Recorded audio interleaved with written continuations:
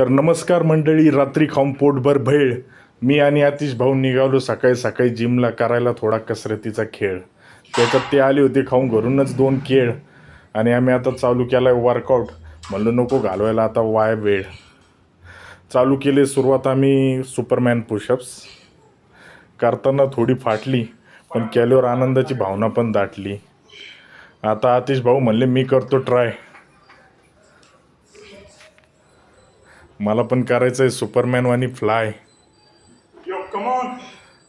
वा वा वा वा, आतिश भाऊ तर सुपरमॅन वाणी धपाधप पुशअप करीत होते. मजा आली मजा आली मजा आली. आतिश भाऊंनी 10 पुशअप मारले एका दमात.